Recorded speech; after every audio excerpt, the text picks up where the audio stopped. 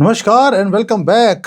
मोदी जी ने ट्रंप की ऐसी तैसी फेरने का प्लान बनाया हुआ है। 15,000 करोड़ डॉलर वो छीन लिए हैं डोनाल्ड ट्रंप से। हुआ क्या है, यूरोप के जो सबसे बड़ा फंड होता है उनका पेंशन फंड होता है। पेंशन फंड्स को उन्होंने इन्वेस्ट किया हुआ था अमेरिका के अंदर। मोदी जी ने उसको छीन लिया और वो सारा पैसा भारत में आकर इन्वेस्ट होने वाला है। कौन सी इंडस्ट्रीज में इन्वेस्ट होगा, क्यों होगा? क्योंकि यूरोप ने अपने फ्यूचर को सिक्योर करने के लिए उन्होंने ये काम किया है और इंडस्ट्रीज भी शानदार है। वो सारे बताऊंगा, क्योंकि जब आप पैसे को फॉलो करेंगे, when you follow the money, आपको समझ आएगा कि आपको आगे जाकर कौन सी इंडस्ट्रीज के अंदर आपको इन्वेस्ट करना है। आपकी आगे की जो पोर्टफोलियोज है वो भी मैं आपको आज क्लियर करने वाला हूं। आज करेंगे डीपली दो चीजें, फॉलो द मनी करेंगे और आपको पता लगेगा कि क्या हो रहा है। एंड दूसरी चीज, कौन सी चीजें हैं जिसके ऊपर यूरोप अमेरिका को छोड़कर भारत में आ रहा है। ये पहली बार है कि जियोपॉलिटिकल अर्थक्वेक मोदी जी लेके आने वाले हैं। मेजर काम है डिफेंस के अंदर, एविएशन के अंदर और एआई के अंदर।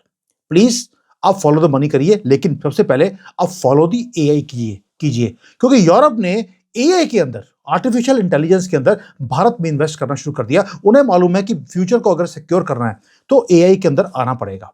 और आपको मालूम है, मैंने पहले भी कई बार एडवोकेट किया है। एक कोर्स है जो आपके लिए मैं लेके आया हूं, 2 दिन का live AI training free of cost. 1 रुपया नहीं लगता आपका।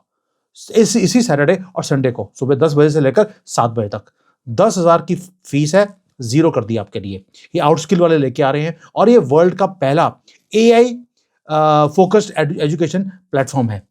इसके जो एआई फाउंडर्स हैं, जो टॉप एआई फंडर्स है, इन्वेस्टर्स हैं, उसको वो इस कोर्स को करवाते हैं। 16 घंटे की क्लासेस, जहां पर आप बहुत कुछ सीखेंगे कि कैसे अपने प्रोसेस को ऑटोमेट करना है, कैसे एआई के टूल्स को आपको बिल्ड करना है, कैसे प्रॉम्प्ट्स लेने हैं, कैसे प्रेजेंटेशंस बनानी है, इमेजेस, वीडियोस, हर चीज आप सीख सकते हैं।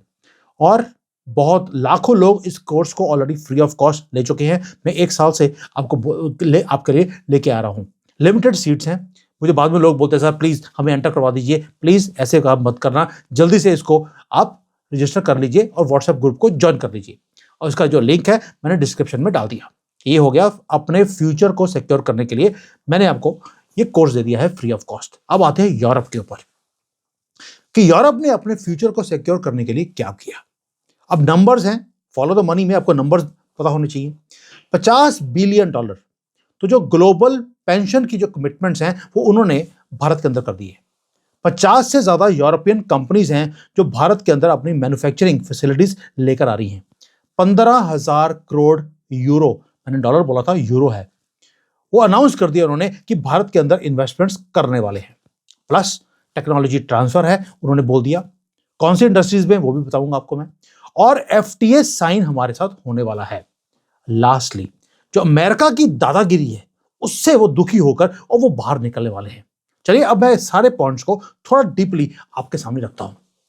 सबसे पहले कंट्री जिन्होंने अनाउंस किया कि वो अपने पेंशन फंड्स को निकाल रहे हैं वो है डेनमार्क। उन्होंने बोल दिया कि जितने उनकी होल्डिंग्स हैं यूएस ट्रेजरी बॉन्ड्स के अंदर, वो वहां से पैसा निकालकर वो भारत में लेके आएंगे या कहीं और लेके जाएंगे। अब आप बोलेंगे यार, क्योंकि डेनमार्क ओन करता है ग्रीनलैंड, ग्रीनलैंड को ट्रंप लेने वाला है इसलिए ये काम हो रहा है। आंसर है नॉट एट ऑल। उसका रीजन क्या है? रीजन ये है कि जो अमेरिका के फाइनेंसेस हैं वो बहुत ज्यादा स्केची हैं और इसलिए वो पैसा कहां जा रहा है? चाइना में लेके जा नहीं सकते, अमेरिका में दुखी हैं, यूरोप के पास अपॉर्चुनिटी नहीं है, ना ही वहां पर कोई इंडस्ट्री लग रही है। उनके पास कोई और चारा नहीं था, वो भारत में आ रहे हैं। और ये सिर्फ एक कंट्री नहीं है या एक फंड नहीं है, पूरा का पूरा कॉन्टिनेंट शिफ्ट कर रहा है यूरोप का भारत की तरफ। और ये अभी इस वक्त होना शुरू हो गया। अब ये पहली बात ये था। दूसरा, यूरोपियंस अभी दावोस में जाकर क्या बोलते हैं, हमें ब्रिक्स के साथ थोड़ा सा ब्रिज बनाना पड़ेगा वरना हमारी एग्जिस्टेंस खतरे में आ जाएगी। यानी कि 3 मैसिव चीजें हैं जो कोलाइड कर रही हैं एक टाइम पर और कोई भी आदमी इस डॉट्स को कनेक्ट नहीं कर रहा। आज आपको मैं सिखाऊंगा डॉट्स कैसे कनेक्ट किए जाते हैं। पहला, जो यूरोपियन यूनियन का पेंशन फंड है वो क्वाइटली एग्जिट करना शुरू हो गया यूएसए की सिक्योरिटी में से। एंड हम कितने अमाउंट की बात कर रहे हैं? यूरोप का जो बिगेस्ट इन्वेस्टमेंट फंड है वो है इनका पेंशन का fund. We are talking of hundreds and hundreds and hundreds of billions of dollars, वो ऑलरेडी उन्होंने शिफ्ट करना शुरू कर दिया है अमेरिका से। पहली बात, ये फ्यूचर में नहीं होगा, उन्होंने ऑलरेडी शुरू कर चुके हैं। दूसरा, यूरोपियन यूनियन ने अभी अभी अनाउंस किया एक बहुत ही एग्रेसिव मूव टुवर्ड्स इंडिया, वो है फ्री ट्रेड एग्रीमेंट का। सडनली जो 19 साल एक फाइल बिल्कुल दबी हुई थी, उनको बाहर निकाला, खुद साफ किया, हमने कुछ नहीं बोला उनको साफ करने के लिए, और उन्होंने बोल दिया हम सीरियसली इसको साइन करना चाहते हैं, और 27 जनवरी को हो सकता है कि वो साइन हो जाए, क्योंकि पूरी की पूरी पलटन यूरोपियंस की वो भारत में आ रही है। और तीसरा है, यूरोप के जो टेक्नोलॉजी जायंट्स हैं, जो कंपनीज हैं, जो मैन्युफैक्चरिंग अपनी कभी भी यूरोप से बाहर नहीं लेकर गए, उन्होंने अपनी फैक्ट्रीज को ऑलरेडी भारत में बिल्ड करना शुरू कर दिया है। ये नहीं है कि 26 में 27 में बिल्ड करेंगे, फुल स्केल प्रोडक्शन की बातें हो रही हैं। असेंबली लाइन की बात नहीं है कि वहां से पार्ट्स बनकर यहां पर आएंगे, not at all. We are not going to be the back office for them, ना असेंबली करेंगे, रियल मैन्युफैक्चरिंग भारत में आने वाली है या आनी शुरू हो गई है। श्नाइडर इलेक्ट्रिक, आपको मालूम है, बहुत बड़ी कंपनी है, उन्होंने ऑलरेडी 3200 करोड़ रुपए भारत में लगा दिए। सीमेंस है 1000 करोड़ रुपए। एयरबस, उन्होंने ऑलरेडी अपनी लाइन यूरोप से बाहर निकालकर पहली बार भारत में लगाई है, उनका पहला एयरक्राफ्ट लाइन है भारत के अंदर। ये कोइंसिडेंस नहीं है, ये स्ट्रेटजी है। अब बात करते हैं, एक तो हो गया कंपनीज का, अब बात करते हैं पेंशन फंड्स की, कि ये जो पेंशन फंड्स हैं उनको जरूरत क्या पड़ गई कि वो अमेरिका को छोड़कर भारत में आ रहे हैं। दोस्तों, ये पागल लोग नहीं है। उनको जो पेंशन फंड्स हैं उनको एक स्टेडी रिटर्न चाहिए होती है, कितने, 1-2 साल के लिए नहीं, अगले 20 साल 30 साल के लिए उनको चाहिए कि हर साल उनको स्टेडी इनकम हर महीने आती रहे, क्योंकि उनको अपने कंट्री में जाकर अपने लोगों को पेंशन देनी होती है। नाउ पिछले 20-30 साल से यूएसए का जो ट्रेजरी है वो बहुत ज्यादा सेफ था, रिलायबल था। लेकिन अभी प्रॉब्लम क्या है कि यूएसए की जो ट्रेजरीज हैं वो दे रही हैं 4% की रिटर्न, लेकिन जो यूएसए का डेट टू जीडीपी है वो ऑलरेडी, यानी कि डेट जो है उनका जीडीपी के कंपैरिजन में ऑलरेडी 140% को क्रॉस कर गया। यूरोपियन जो पेंशन फंड्स हैं उनको अब जो नंबर्स देखते हैं यूएसए के, उनको पसीने आ रहे हैं कि यार अगर कहीं अमेरिका नीचे चला गया, जैसे डोनाल्ड ट्रंप काम कर रहा है अभी आज की डेट में, तो हमारे जो सारे के सारे ये बिलियंस ऑफ डॉलर्स के हमने फंड्स रखे हुए हैं अमेरिका के अंदर, ये तो डूब जाएंगे ओवरनाइट। लेकिन दूसरी तरफ जब वो भारत में देखते हैं, तो भारत के अंदर जो इंफ्रास्ट्रक्चर के हमारे प्रोजेक्ट्स हैं, जैसे हम रोड्स हैं, पोर्ट्स हैं, ये सारे काम कर रहे हैं। यहां पर अगर कोई इन्वेस्ट करता है तो हम 10 से लेकर 12% की हम रिटर्न दे रहे हैं। कहां पे इन्वेस्ट कर सकते हैं वो पेंशन फंड्स, जैसे रिन्यूएबल एनर्जी है, ट्रांसमिशन लाइंस हैं, रोड्स, पोर्ट्स, एयरपोर्ट्स, ये सब जगह पर। और ये प्रोजेक्ट्स होते हैं, ये 2-4-5 साल में पूरे नहीं होते, ये लगेंगे 20-25 साल में, यानी कि 2047 तक ये इन्वेस्टमेंट्स होती रहेंगी।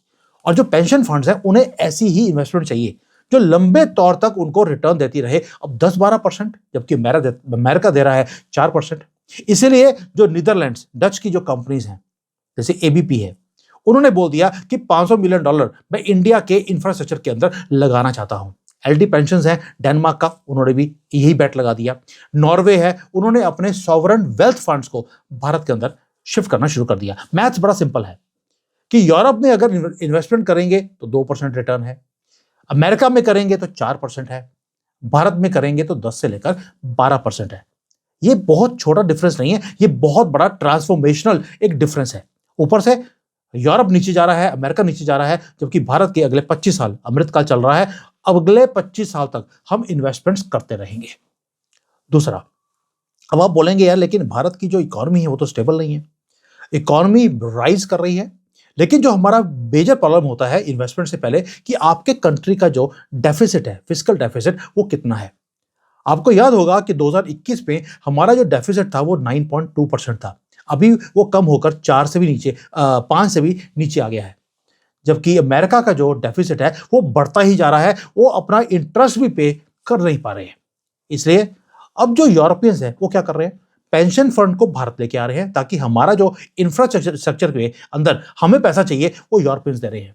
एंड एक चीज और है, दूसरा उन्होंने कर दिया, अपनी टेक्नोलॉजी ट्रांसफर भी हमें कर रहे हैं, ताकि जब वो अपनी टेक्नोलॉजी ट्रांसफर करेंगे, उस कंपनीज के अंदर भी वो पैसा लगाएंगे। उन्होंने अपने पैसे वहां से पेंशन फंड निकाल रहे हैं, अपनी ही कंपनीज जो यहां पर आ रही हैं उसके अंदर वो पैसा लगाकर they will be much more secure, और हम मस्ती से बैठकर काम करेंगे।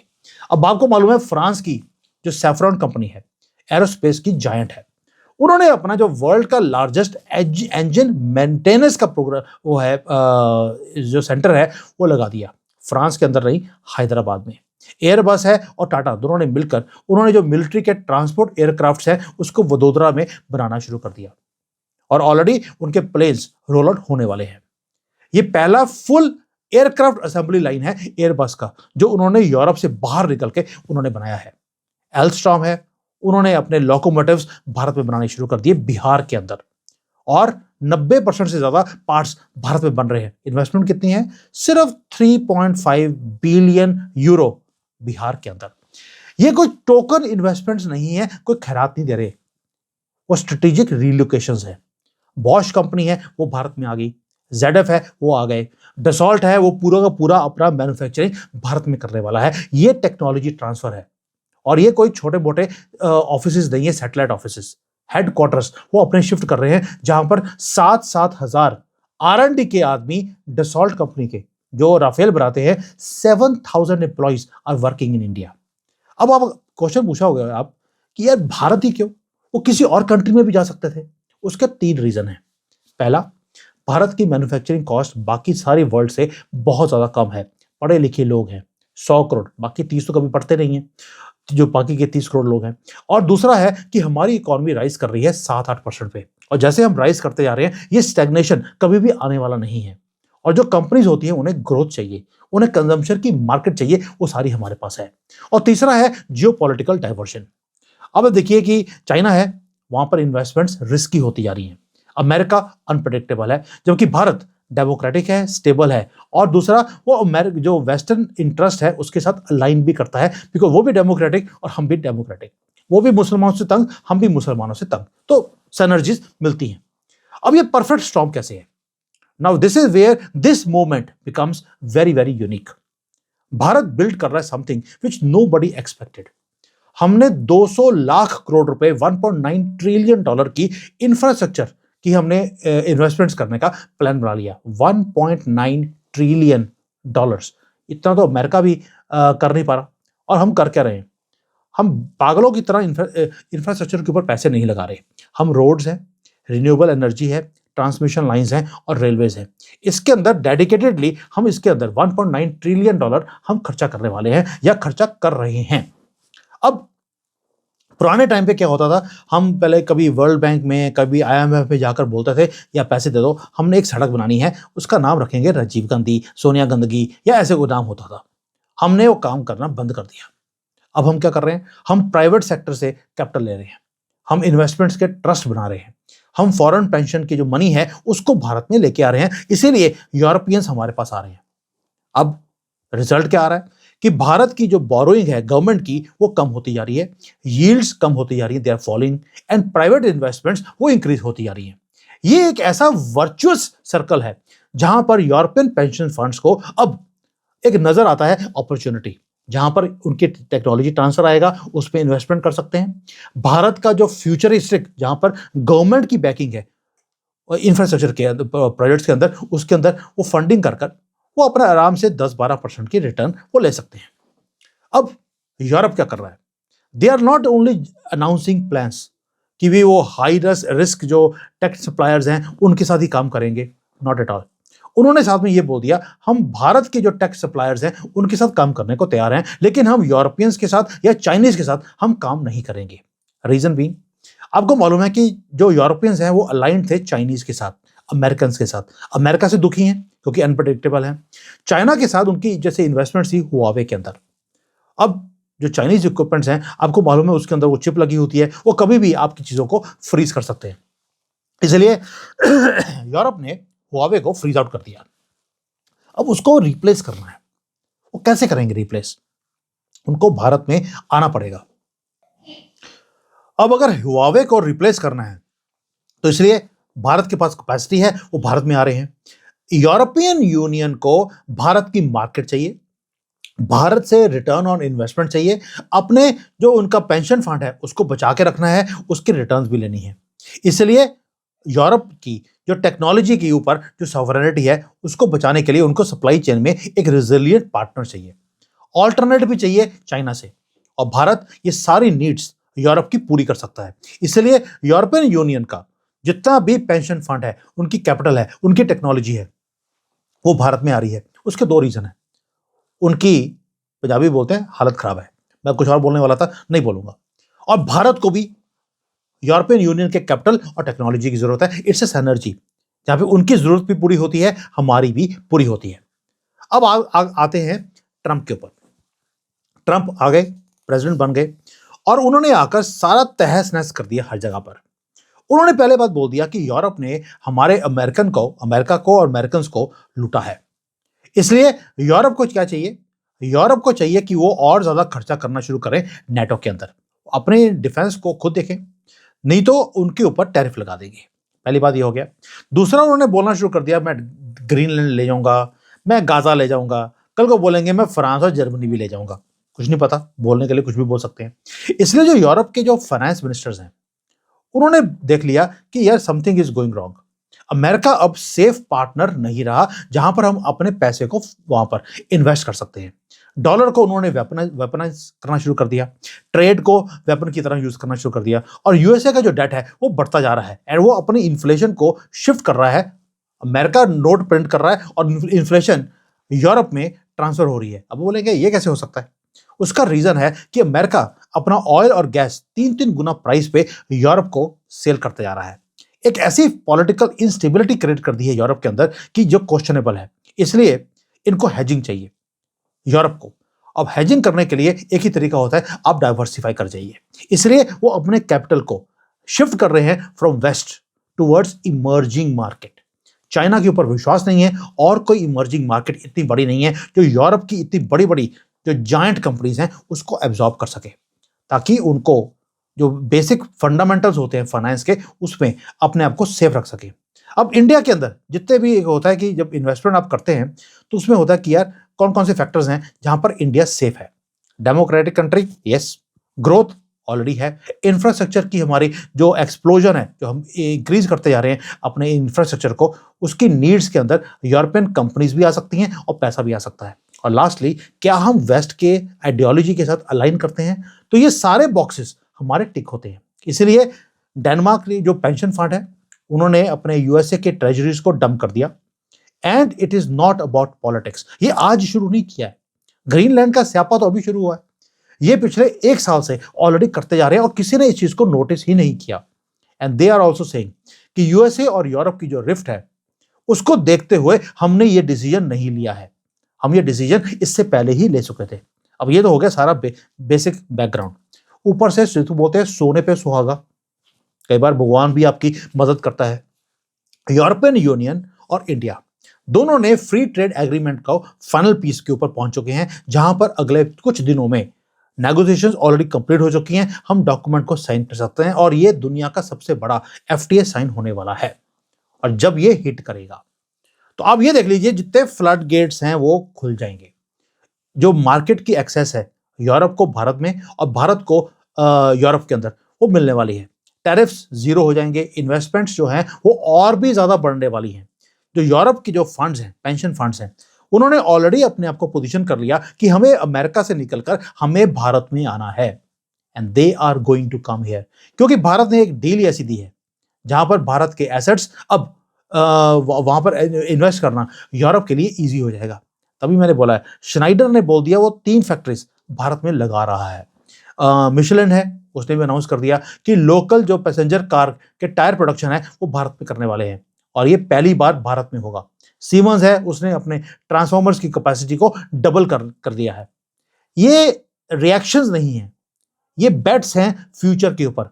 यूरोप का सर्वाइवल भारत के बिना अब नहीं हो सकता, उनको दिखता है। 20 साल उन्होंने चाइना पे पैसे लगाकर बहुत अच्छी तरह से पैसे बनाए हैं, बट अब चाइना ऑलरेडी डाउन है, इसलिए वो भारत की तरफ आ रहे हैं।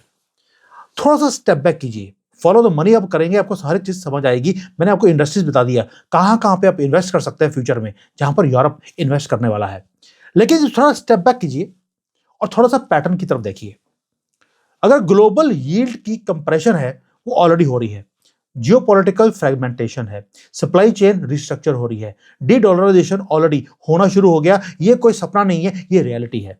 और भारत इस सारी चीजों के बीच में सेंटर में दिखाई देता है।